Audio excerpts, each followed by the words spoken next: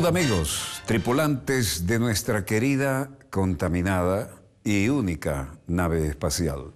La misma que desde la última vez que nos vimos por estos medios ha dado 3 vueltas sobre su eje imaginario y vaya que sigue generando acontecimientos en pleno desarrollo.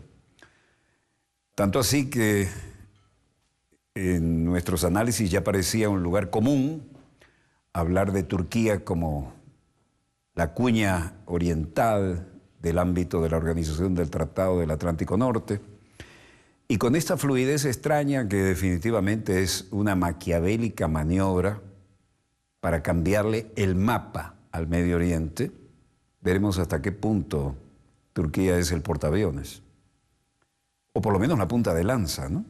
La ofensiva en el área de influencia geopolítica. Sobre este particular, hemos dicho hasta el cansancio. Alguien está tratando de cambiar el mapa geopolítico del Medio Oriente, y por supuesto que lo están haciendo. Y el eje sigue siendo, ¿cuál es el aliado privilegiado y número 1 de Estados Unidos en el Medio Oriente? Israel. Israel tiene la Fuerza Armada más poderosa allí, consolidada, tiene potencial nuclear, nadie le dice que no. Lo han mostrado, eso va más allá del reactor de Dimona, ¿no? Eso viene de mucho tiempo atrás. Pero Turquía, siempre hemos dicho, esta es la punta de lanza de lo que va a pasar en el Medio Oriente. Bueno, Turquía vuelve a ser la noticia. Y en este caso, Turquía, que tiene fronteras con Irak y tiene frontera con Siria, está sirviendo de alguna manera para que se desestabilicen aquellas 2 grandes naciones, sobre todo Irak, que cuando estaba allí Saddam Hussein tenía las 3 comunidades fundamentales viviendo en santa paz. Chiitas al sur, los sunitas de él en el centro, en Bagdad, y en el norte los kurdos, que tenían, y de eso fui testigo porque estuve allí, las 2 veces que estuve en Irak. Bueno, una de las veces, la otra estaban en guerra. Los kurdos aquí tenían tal autonomía que Saddam Hussein les había permitido que hablaran su propio idioma, que tuvieran su propio parlamento, deliberaban como si fueran una pequeña república independiente, sus propios medios de comunicación en su idioma y sus propias escuelas en su idioma y de acuerdo a sus tradiciones. ¿Quién pateó el tablero para que todo esto se fuera al diablo? Bueno, los que siguen las iniciativas del diablo, evidentemente. Y Siria, otro país de un envidiable estatus económico y de cultura, lo han destrozado. Pero el actual mandatario, que era un hombre que vivía muy cómodamente como médico especialista en Londres, tuvo que venir a ser heredero de la tradición de su padre, que era un valiente piloto de caza, un piloto de combate.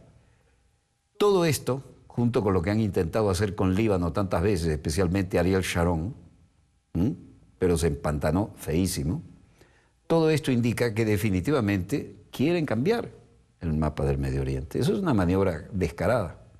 Ahora, fíjense ustedes, vamos a decirlo una vez más, porque nos lo han pedido.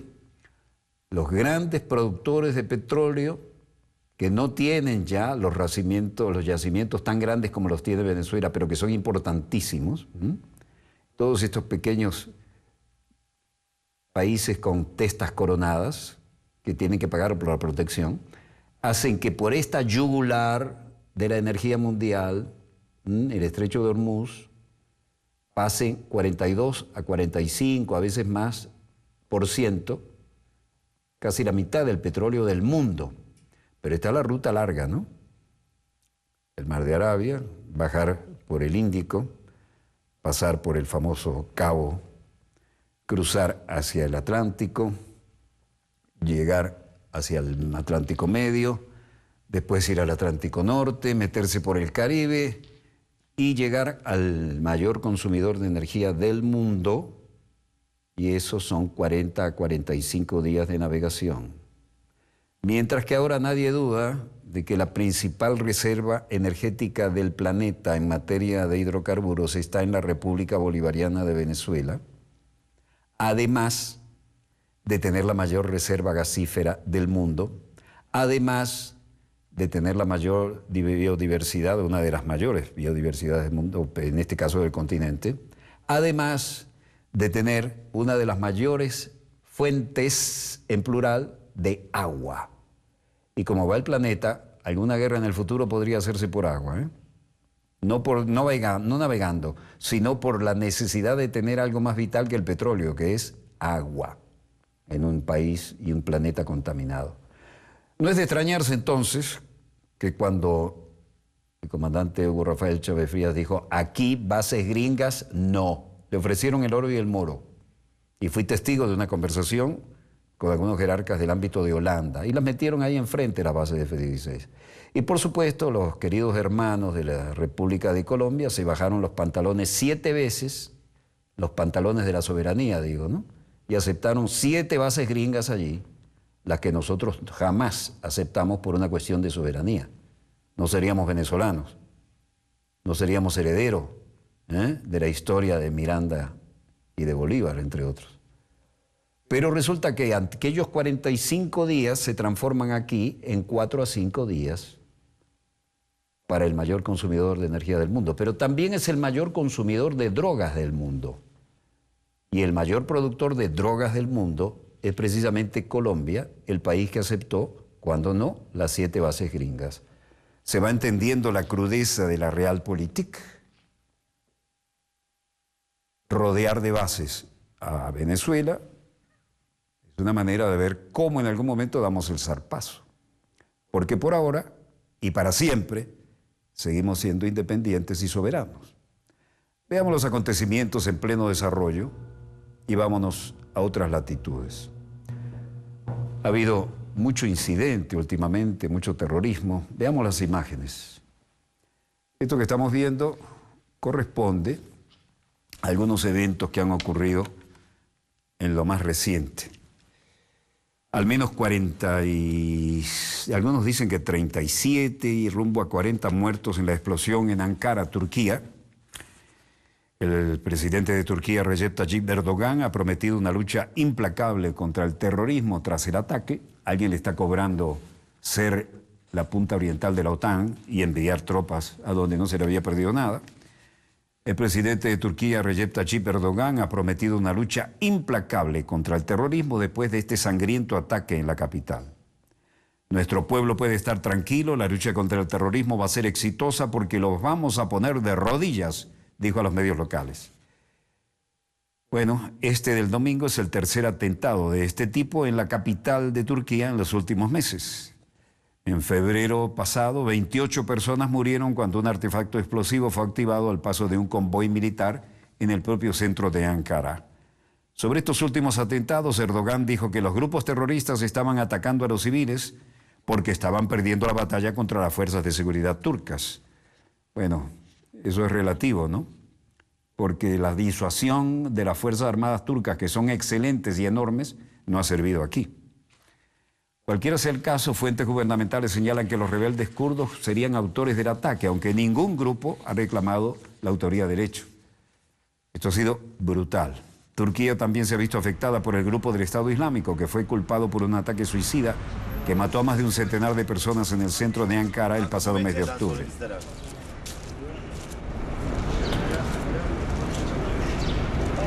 Enorme trabajo para los médicos forenses. Por ahora, 37 muertos confirmados y podrían ir subiendo. Y la causa de las heridas, bueno, lo que ocurre cuando hay explosivos con metralla y con todo lo necesario para hacer el mayor daño posible. El suceso ocurrió a las 18:41 de la tarde, una hora menos en Europa continental, cuando un vehículo cargado de explosivos se empotró contra un autobús en una parada de transportes en la esquina del Parque Güven, en el Boulevard Atatürk, es decir, en el centro neurálgico de la capital turca, donde cada día, y más aún los fines de semana, se concentran miles de personas para ir a hacer sus compras, salir con amigos a pasear por las cercanas calles peatonales. La detonación fue tan grande que provocó que varios vehículos ardiesen y hubiese daños en todos los edificios alrededor. Todo el suelo está lleno de cristales rotos y restos. La explosión afectó incluso a gente que se encontraba a 100 metros del lugar. Así lo explicó el periodista de Hürriyet, Zore Gürel, en el lugar de los hechos. Numerosas ambulancias acudieron al área donde se produjo el atentado, donde también se desplazaron los expertos en explosivos de la policía.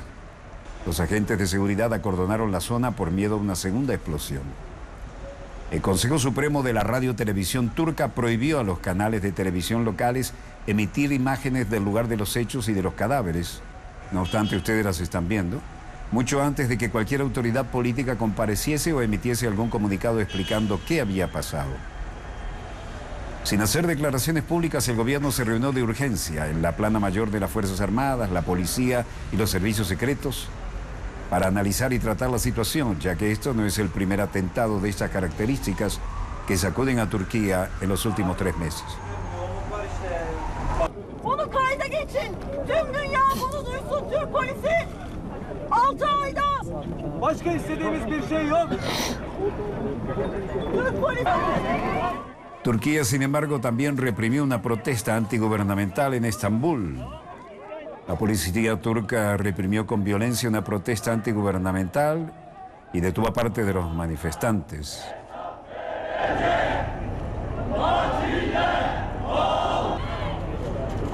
La emblemática plaza de Taksim fue el escenario de protestas que tuvieron lugar el lunes para criticar al gobierno por no haber frustrado el atentado perpetrado el domingo en la capital turca, Ankara.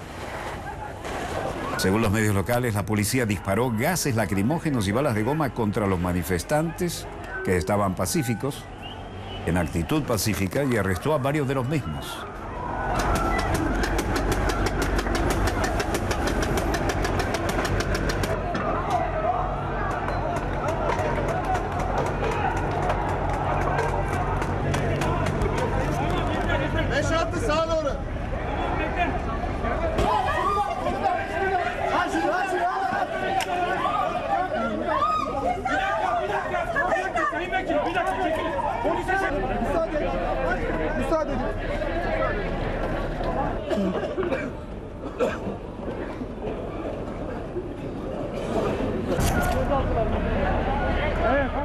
Indignación popular.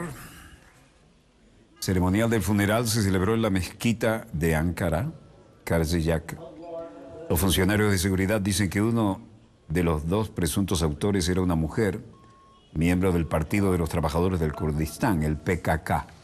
Los kurdos se cobran las que les hacen. Se han obtenido pruebas de que uno de los atacantes era una mujer, miembro del PKK, que se unió al grupo radical en 2013. Los funcionarios de seguridad dijeron que nació en 1992.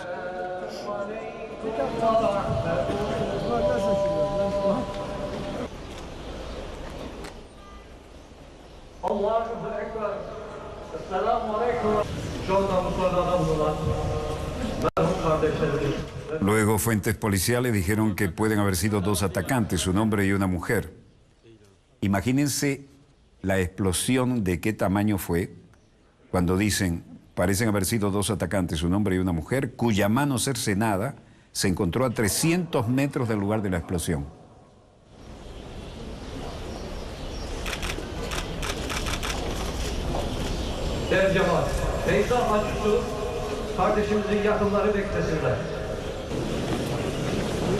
Girmezseniz olmaz değil mi?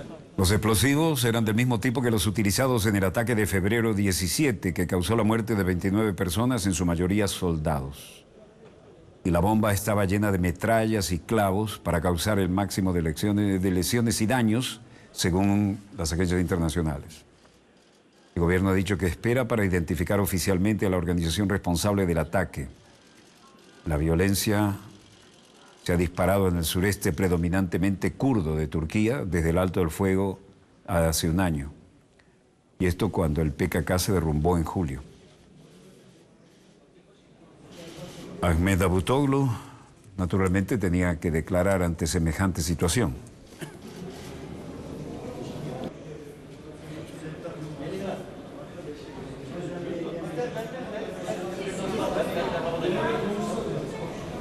Ki dediğim gibi 11 gözaltı var. Bütün network'u çıkartıldı. İlginç bazı bağlantılar da bu anlamda var. 11 personas fueron detenidas, toda su red está expuesta, hay conexiones interesantes en este sentido, hay resultados muy graves y casi seguro apuntan que la organización terrorista separatista PKK, pero por supuesto eso se dará a conocer después de que la investigación esté completa.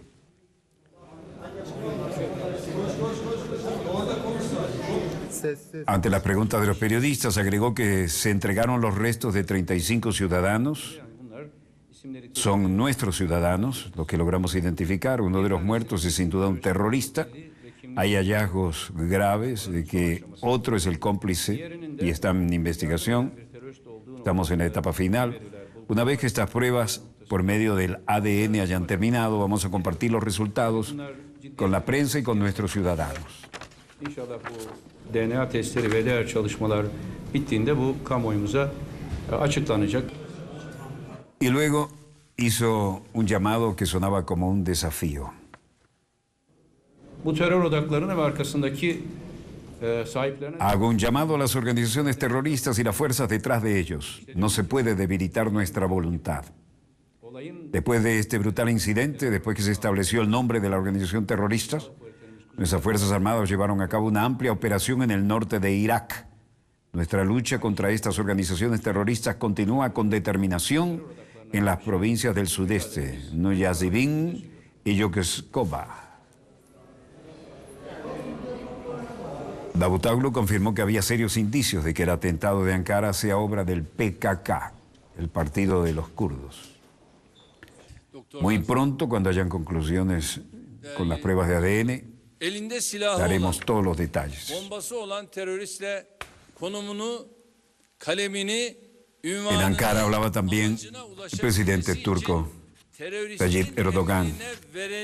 No hay diferencia entre un terrorista que lleva un arma en la mano y los que explotan su título y su posición para poner a su disposición lo necesario para alcanzar sus objetivos. Podría ser lo mismo un académico, un legislador, el autor, un periodista o un ejecutivo de una ONG. Esto no cambia el hecho de que estas personas son terroristas.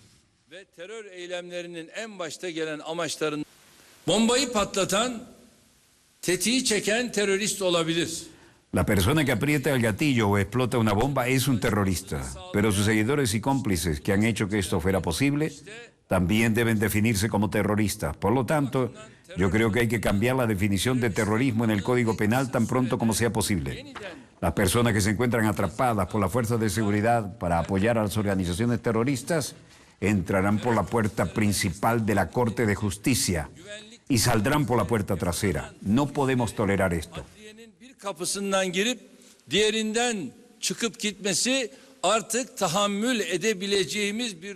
Una mujer es sin duda uno de los atacantes suicidas. Esperamos que las pruebas de ADN determinen muy probablemente esta misma noche esto y se encuentra una coincidencia para afirmar su identidad. Un segundo hombre sospechoso aún no pudo ser identificado.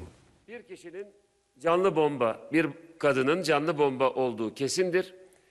Kimliği konusunda herhalde bu akşam gece saatlerine kadar kimliğiyle ilgili DNA testleri karşılıklı olarak kontrol edilerek yapılacak ve kesinleştirilecektir diye ümit ediyorum. El presidente turco coincidió con lo señalado y ciertamente las declaraciones se derivan de la indignación al dolor y Erdogan asegura que arrodillará a los terroristas tras el atentado en Ankara. Por su parte, el ministro de Salud turco Mehmet Mecinoğlu comunicó en rueda de prensa que 30 personas murieron en el lugar, 7 murieron en el hospital después de ser trasladados y al menos uno de los muertos se cree que es uno de los atacantes. Las autoridades sospechan que detrás del ataque está la venganza por el bombardeo de aviones turcos a objetivos en Irak del PKK, Partido de los Trabajadores del Kurdistán. 11 aviones de guerra llevaron a cabo ataques aéreos contra 18 objetivos, incluidos depósitos de municiones y refugios, según declararon las Fuerzas Armadas turcas. Por el momento, ningún grupo ha admitido ser el responsable del ataque en Ankara. Y ahora estamos en Cuba y recordamos tiempos pasados, símbolos de estos, tal vez no tan pasados. Secretario de Estado de Estados Unidos, John Kerry, vean esto, se iza la bandera de Cuba en la embajada en Washington.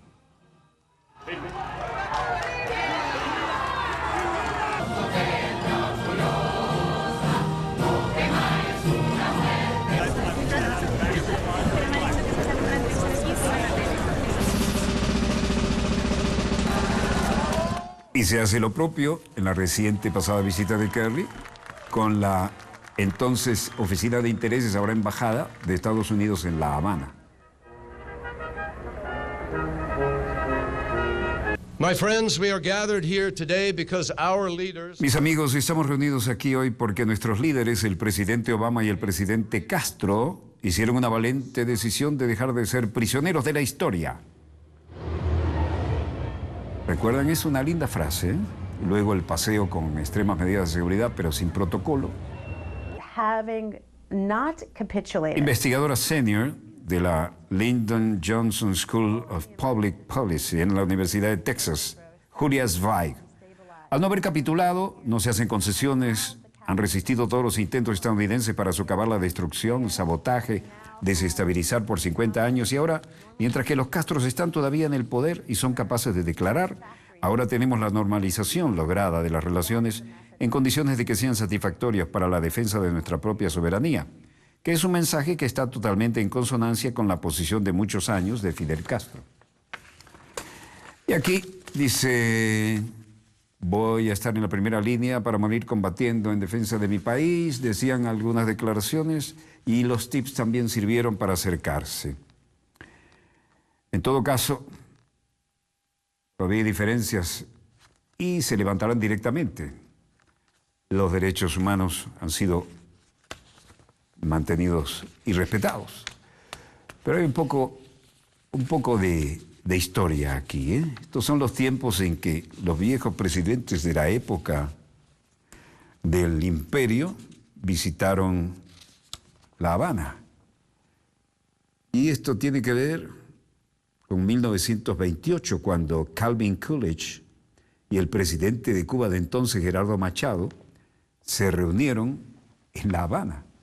Y luego el triunfo de la revolución, 8 de enero de 1958, y las tropas rebeldes derrotando a Fulgencio Batista y entrando en La Habana, tanques en manos de rebeldes en la calle. Los procesos de cambio de 1953 a 1958.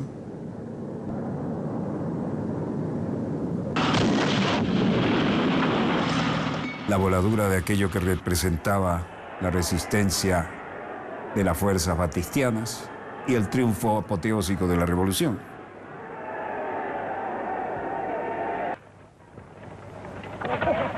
Y luego aquel ejemplo de ir a cortar caña, ¿no? En esa época estaba vivo el Che Guevara. Y luego, por supuesto, los intentos de derrocar el gobierno creado después del triunfo de la revolución. Castro se reunió. Bueno, los prisioneros hicieron un papel tan triste como el que hicieron en esa época, con el intento de invasión a Bahía de Cochinos. Castro se reunía entonces en plena Guerra Fría con Nikita Khrushchev, 1961. Luego, Pinar del Río, la crisis de los misiles, Kennedy tomando aquellas decisiones que nos pusieron al borde de la Tercera Guerra Mundial. Y luego, las etapas de bloqueo, pero las cosechas siempre buscando el récord y la necesidad de ver cómo se sobrevivía con la ausencia de petróleo suficiente para las necesidades habituales. Todavía no había aparecido la ayuda de Venezuela.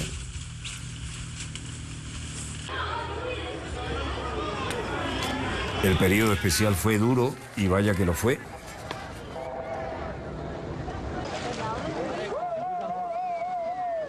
Y los balseros que se iban en las más locas e improvisadas embarcaciones, con la esperanza de llegar a Miami y que le aplicaran la ley de pies mojados o pies secos, la que fuera. El retorno de Elian, después de tanto drama y tanta espera.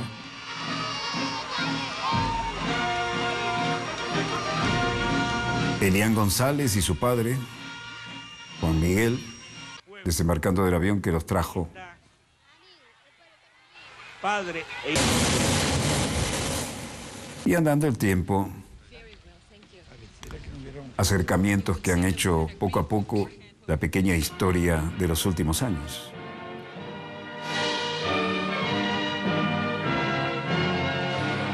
Visitando Cuba.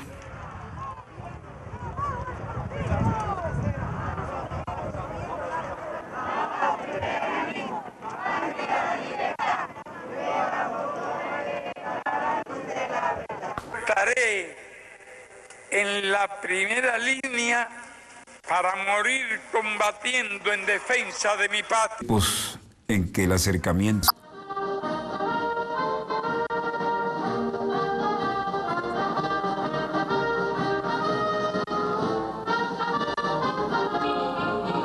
Yo realmente pensé que no iba a haber esta obra.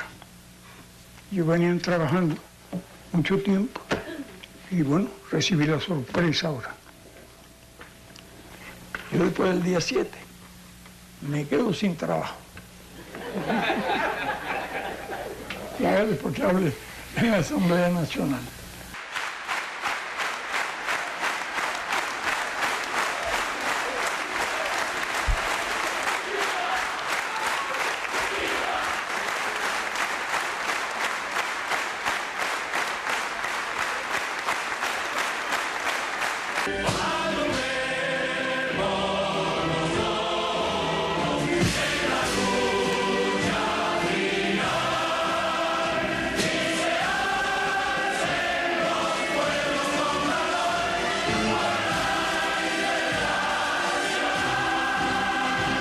Raúl Castro inherited the presidency in 2008 from his brother Fidel and has undertaken inexorable policies to transform. Al no haber capitulado, no se hacen condiciones, han resistido todos los intentos estadounidenses para socavar, destruir y sabotear, desestabilizar durante 50 años y ahora, mientras que los Castros están todavía en el poder y son capaces de declarar, ahora tenemos la normalización lograda en las relaciones en condiciones que sean satisfactorias para la defensa de nuestra propia soberanía. Es un mensaje que está totalmente en consonancia con la posición de muchos años de Fidel Castro. Lo decía Julia Zweig, de la Escuela de Asuntos Internacionales de la Universidad de Texas.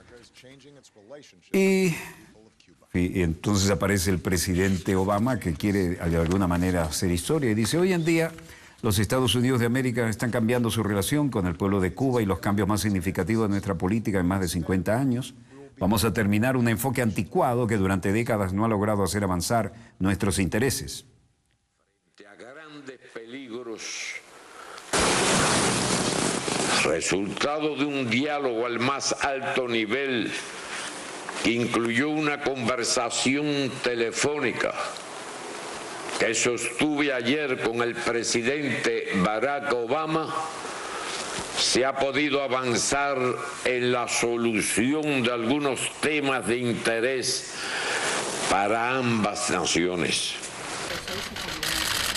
Y luego Jeff Ratkin, portavoz del Departamento de Estado de los Estados Unidos, luego de muchas negociaciones, llegaba a declarar: estoy seguro que muchos han visto lo que hago referencia, pero solo para señalar que hemos emitido una declaración acerca de la rescisión de la designación de Cuba como Estado patrocinador del terrorismo.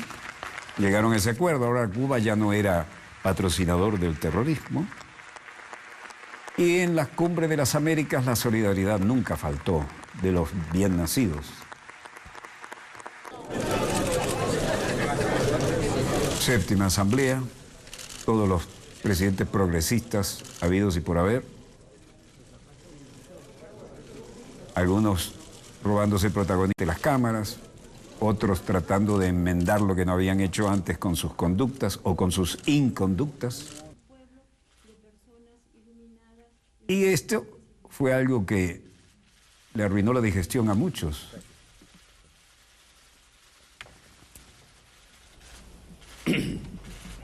I'm sure many have seen, but just to point out that we've issued this morning a statement about the rescission of Cuba's designation as a state sponsor of terrorism.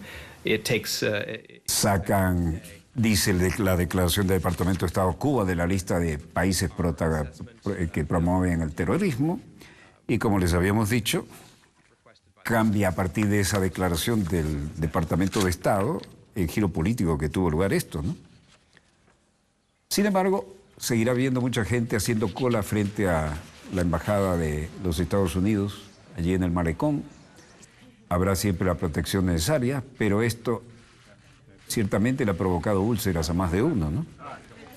Cualquiera sea el caso, esto indica una realpolitik que viene muy al caso para recordarles el pragmatismo con que han estado actuando ambos. Take the United States off the table as a domestic political actor, remove what had been for so long the perception of United States. Dice, Estados Unidos fue capaz de tomar esta decisión y sacar fuera de la mesa como actor político interno en Cuba las acusaciones que había. Durante mucho tiempo la percepción de que Estados Unidos como una amenaza a la seguridad nacional de Cuba. Esto ayudará a que la dinámica de la reforma bajo Raúl Castro se consolide, y consolidar y avanzar en la isla será todo uno. Mientras tanto, algunos en el limbo intentan buscar cómo llegar a la ansiada península de la Florida. Pero los asuntos parecen tener una dinámica propia y han sido bastante más allá de lo que algunos se atrevían a imaginar. Resultado de todo esto, bueno, la realidad, la realpolitik, tratar de seguir bloqueando un país que no se rinde jamás, como corresponde a latinoamericanos bien plantados, y entrar en la realidad, que las cosas ahora tienen otra forma de hacerse, que no estamos en aquella Guerra Fría y que por lo tanto es imprescindible llegar a un acuerdo en estas materias. Así que, ¿cómo estamos? ¿Listos para un corte? Sí, señor. Tenía algo en las pantallas de nuestros satélites, pero ya lo cambiaron. Así que volvemos en instantes con más acontecimientos en pleno desarrollo. No se vayan, ya volvemos.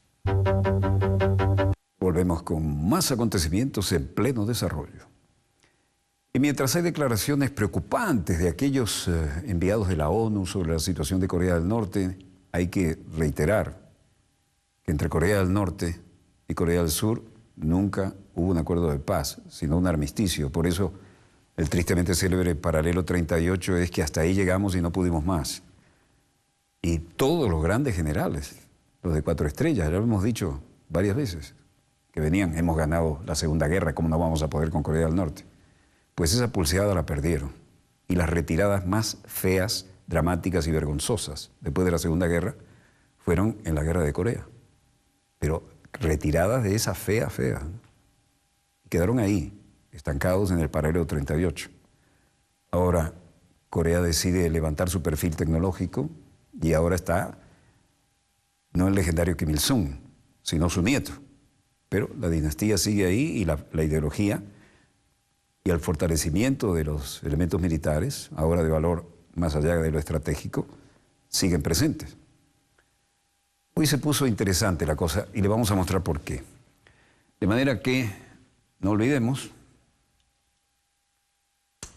Corea del Norte, Corea del Sur, pero paralelo 38, siguen las 24 horas sobre 24 mirándose de frente a los ojos las guardias, como si estuvieran todavía a punto de una guerra. La tensión flota en el ambiente allí. Y Corea del Norte ha hecho sus ensayos nucleares y además ha demostrado que tiene los misiles portadores como para decir, ya no se metan conmigo porque el costo lo hace absolutamente prohibitivo. Corea del Sur y Corea del Norte vuelven a hacer noticias, pero no es lo único que tiene que ver con esta zona. Sin embargo, la fluidez de los acontecimientos internacionales nos llevan a modificar la pauta para mostrarles esto, porque realmente está más que fluido esto. Estados Unidos además manda unidades de superficie misilísticas a mostrar músculo también, como para decir, no nos hemos olvidado de esto, ni de lo que nos costó en sangre y en alguna vergüenza.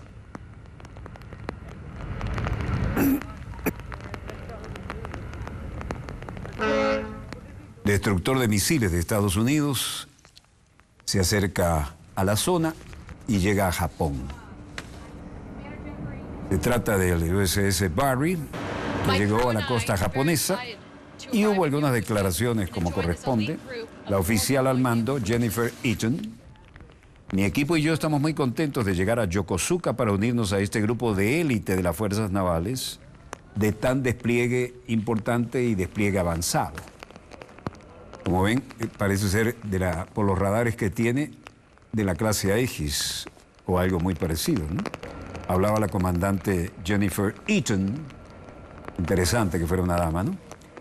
El destructor de misiles guiados hizo un despliegue que reforzará los lazos militares entre las dos naciones, dijeron algunos. Decenas de oficiales de la Marina de Estados Unidos en el puerto de Yokosuka, ahora en rueda libre. Y eso es Ginebra. El relator especial sobre Corea del Norte, Marzuki Darusman, dice: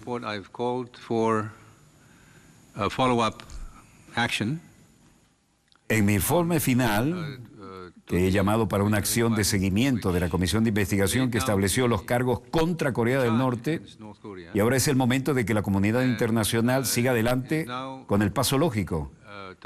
Se está llevando a cabo la rendición de cuentas del régimen y los máximos responsables de violaciones de los derechos humanos en el país. Logical next step, which is pursuing accountability of the regime and those most responsible for violations of human rights in the country. Ataques diplomáticos y la presencia de una unidad misilística de Estados Unidos recalientan un poco el tema de Corea, ¿no?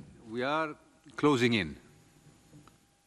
Estamos cerrándonos hacia Corea del Norte y la naturaleza del régimen es tal que con el total, completo de control del sistema que tienen, no pasa nada en cualquier lugar de ese país sin que sea autorizado por la más alta autoridad, el presidente y líder supremo Kim Jong-un.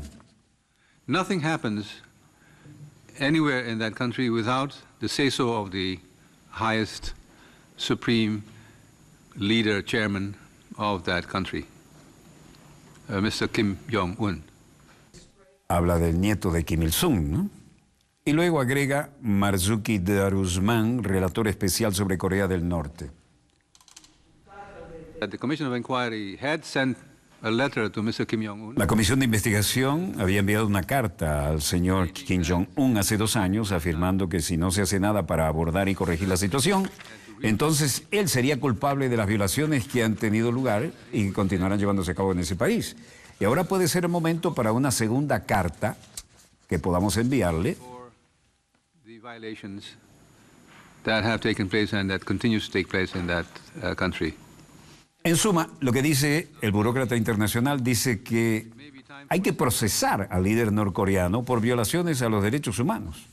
El Consejo de Derechos Humanos de la ONU dijo que reitera la petición a la comunidad internacional para avanzar en ese sentido. Estamos en Moscú, la residencia protocolar de la Cancillería, y estas son visitas de alto nivel, ¿no? Sergei Lavrov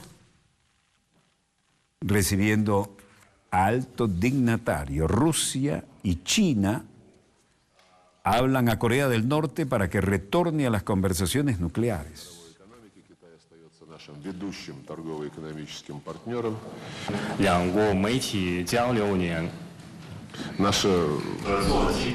La declaración lograda después de esta bilateral está claramente establecida.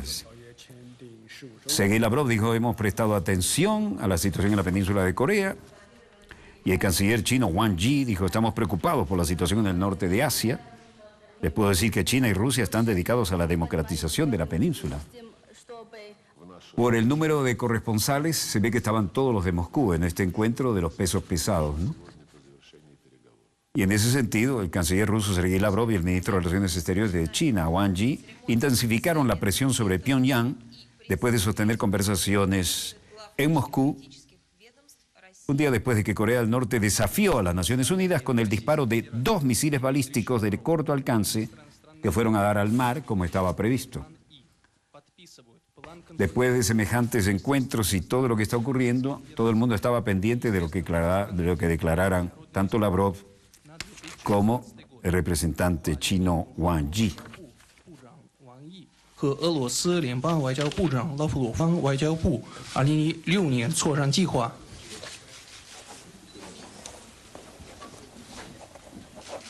Ha sido un aliado cercano de la estalinista Corea del Norte en la época soviética, pero Lavrov dejó clara en algunas ocasiones que los vientos habían cambiado. Esperamos que Corea del Norte no llegará a conclusiones adecuadas,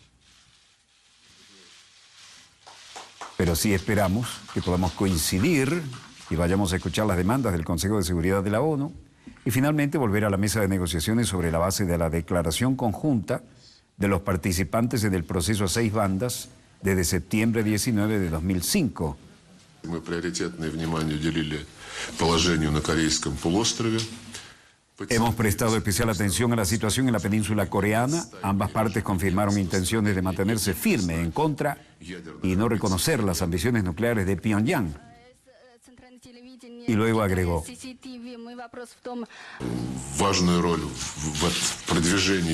un papel importante en la promoción de esta posición debe ser juzgado por la resolución 2270 del Consejo de Seguridad de la ONU, adoptada el 2 de marzo, que es muy estricta. Se envía una señal muy difícil para Pyongyang, pero al mismo tiempo no da a nadie un cheque en blanco para aislar y estrangular a la República Popular Democrática de Corea del Norte, y dejamos la puerta abierta a la reanudación de las conversaciones.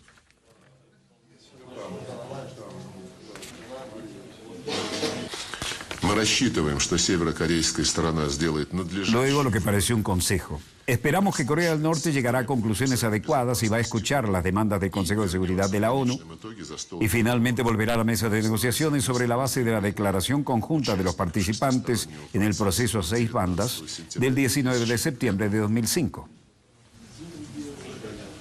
Preguntas iban y venían, la oportunidad era cumbre.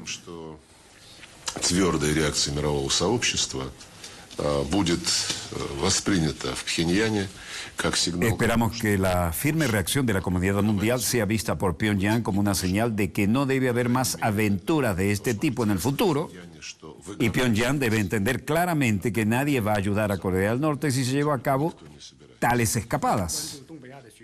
Wang Yi dijo: estamos preocupados por la situación en el norte de Asia. Les puedo decir que China y Rusia están dedicados a la democratización de la península de Corea, que no reconocemos el estatus nuclear de Corea del Norte. Tanto China como Rusia están listas para aplicar plenamente la resolución del Consejo de Seguridad de la ONU, pero al mismo tiempo no vamos a cesar en los esfuerzos para renovar las conversaciones a 6 bandas.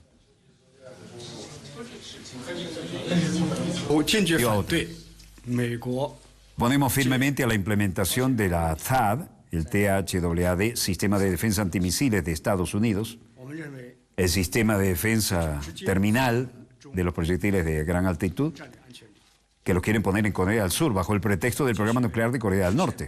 Creemos que esto dañaría directamente a los intereses de la seguridad estratégica de Rusia y de China. Mensaje directo a Washington, ¿no? Como antes, continuaremos nuestros esfuerzos constructivos, responsables, encaminados al desarme nuclear de Corea del Norte. Bueno, más contundente no pudo ser. Esto se pareció a un amago de los tiempos de la Guerra Fría, ¿no? Mientras tanto, en Moscú, Vladimir Putin también declaraba hoy y decía: creo que el objetivo establecido para el Ministerio de Defensa y las Fuerzas Armadas en gran parte se ha cumplido, y por esto he pedido al ministro de Defensa que a partir de mañana inicie la parte principal de nuestra agrupación militar de la República Árabe Siria. Putin ordena el inicio de la retirada del grueso de las tropas rusas de Siria. Las bases militares rusas en el puerto mediterráneo de Tartus y en el aeropuerto de Khmeimim en Latakia, respectivamente, continuarán funcionando como antes y deben ser bien defendidas por tierra, mar y aire, afirmó el jefe de Estado. ¿Qué respondían las Naciones Unidas? Samantha Power, embajadora de Estados Unidos. Russia seems to be lawyering its way to look for reasons not to act. Hablando de los misiles portadores, estos fueron diseñados para ser capaces de transportar armas nucleares y esto merece una respuesta del Consejo de Seguridad. Tiene que asumir su responsabilidad. Rusia parece ser que aboga a su manera, buscando razones para no actuar, en lugar de intensificar y estar preparado para asumir nuestra responsabilidad colectiva. Vamos a seguir presionando al Consejo de Seguridad en el formato de la resolución 2231 para adelantar la información técnica que el propio Irán ha hecho en su presentación al público de que la tecnología que utiliza es intrínsecamente capaz de transportar armas nucleares y por lo tanto inherentemente desafiante de la resolución 2231. Así que no vamos a renunciar al Consejo de Seguridad, no importa lo que estemos escuchando hoy. Queremos respuestas apropiadas. Of those moments, we cannot and we will not bury our heads in the sand and hope that the Ayatollahs act responsibly. For most of the nations in the world, if you are wrong about Iran's intentions, it will be an unfortunate mistake. A todas las naciones del mundo, si están equivocados evaluando lo que está pasando en Irán, esto será un terrible error. De ninguna manera aceptaremos las presiones que nos están colocando y en ese sentido queremos ser bien claros. No habrá una oportunidad de presionarnos, seguiremos en la línea que nos hemos otorgado soberanamente. Más o menos en este sentido iba el interesante y desafiante declaración de parte de la fase involucrada aquí. En todo caso, la misión de Irán ante la ONU divulgó un comunicado oponiéndose a la discusión de sus pruebas de misiles. Añadió que las declaraciones de un comandante de que los misiles estaban diseñados para alcanzar a Israel era tan solo una respuesta de amenaza del Estado judío. La prueba de la semana pasada generaron preocupación internacional y llevaron a la reunión del Consejo. Washington ha dicho que no se violó el acuerdo nuclear, pero sí una parte de la resolución. La Casa Blanca dijo el lunes que no descartaría imponer más sanciones contra Teherán por este hecho. En Londres, mientras tanto, el alcalde Boris Johnson acusa al presidente Barack Obama de hipocresía. El alcalde de Londres, Boris Johnson, dijo: hay una ironía en la que Estados Unidos es un país que defiende su soberanía, su democracia, con más vigilancia que cualquier otro país, que se me ocurre, se niega a permitir que sus ciudadanos estén sujetos a cualquier otra jurisdicción internacional o lo que sea. To be subject to any international jurisdiction, whatever, it would not, for a minute, countenance pooling. Y por un minuto podemos poner la soberanía nacional bajo esas consideraciones, de ninguna manera. Es curioso que al final de este camino, esto es todo lo que ofrezcan. Estoy dibujando la tensión sobre esta paradoja, y es que algo sorprendente, en una ironía, que es lo que parece peculiar. Pongámoslo de esta manera, con educación. Es curioso que se le diga a Estados Unidos que tenemos que someter a nuestra nación a un criterio dentro de una estructura cada vez más federalista.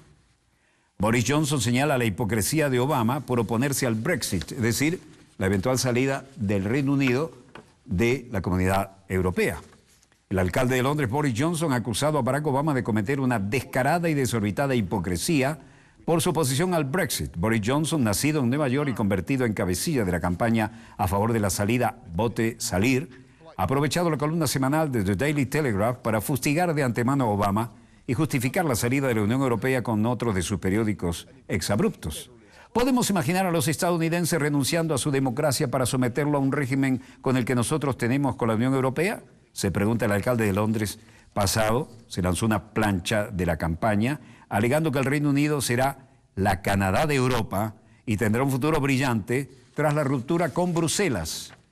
Bueno, esto está por verse, ¿no? La visión estadounidense está muy clara y el presidente Obama nos dirá que lo correcto es que el Reino Unido permanezca en la Unión Europea, asegura Johnson. ¿Por qué? Porque esta es la única manera de asegurarse que tendremos influencia. Se trata de un argumento importante que debemos tomar en serio.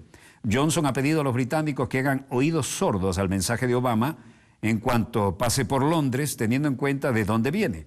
No hay ningún país en el mundo que defienda su propia soberanía con tanta vigilancia histérica como los Estados Unidos de América, dijo él. Por lo tanto, viniendo del tío Sam, se trata además de una pieza descarada y desorbitada de hipocresía. Bueno, se pone interesante esto. El Vaticano, la Santa Sede vuelve a ser noticia. Periodista Emiliano Fittipaldi se le preguntó sobre posible perdón del Papa. Periodista acusado dijo, no sé nada de eso. Ma lei sarebbe disposto tipo ad accettarla come la Ciauchi rifiuterebbe perché La vuole? grazia non si può accettare o rifiutare, la grazia è una cosa che decide direttamente il Papa, ragazzi, devo andare.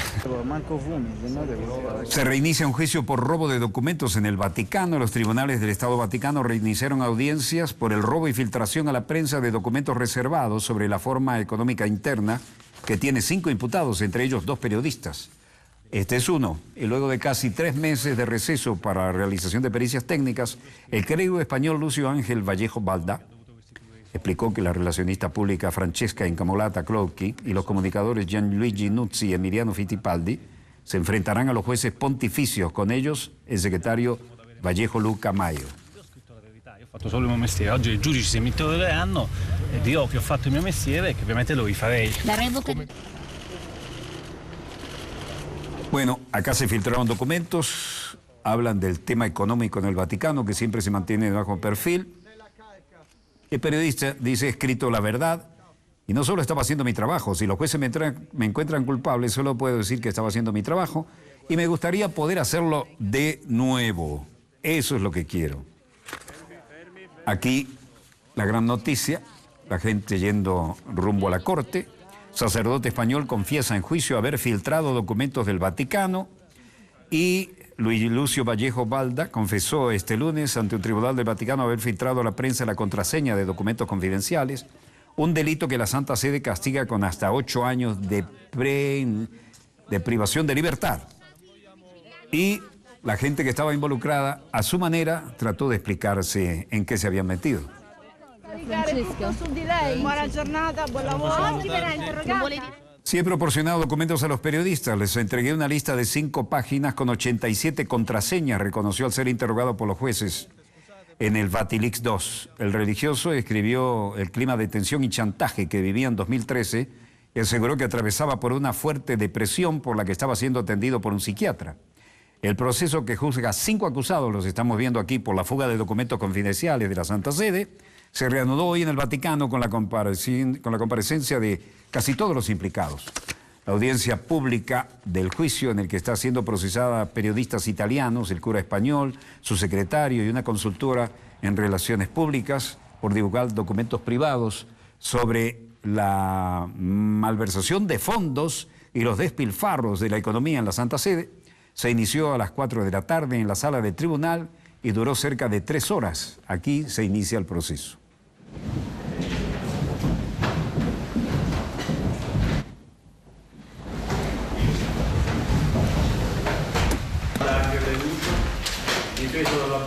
Un grupo limitado de periodistas tuvieron acceso a la sala tal como previsto desde la apertura del juicio el pasado 24 de noviembre.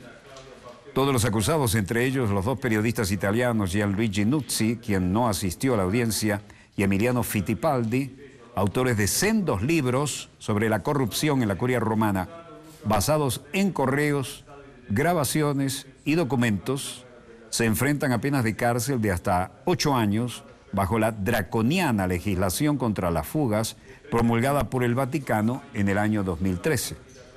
El Tribunal del Vaticano, que volvió a ordenar la semana pasada el encarcelamiento de Vallejo Balda en la sede de la Gendarmería Vaticana por haber violado la prohibición de comunicarse con el exterior, dedicó mucho tiempo a escuchar al religioso español.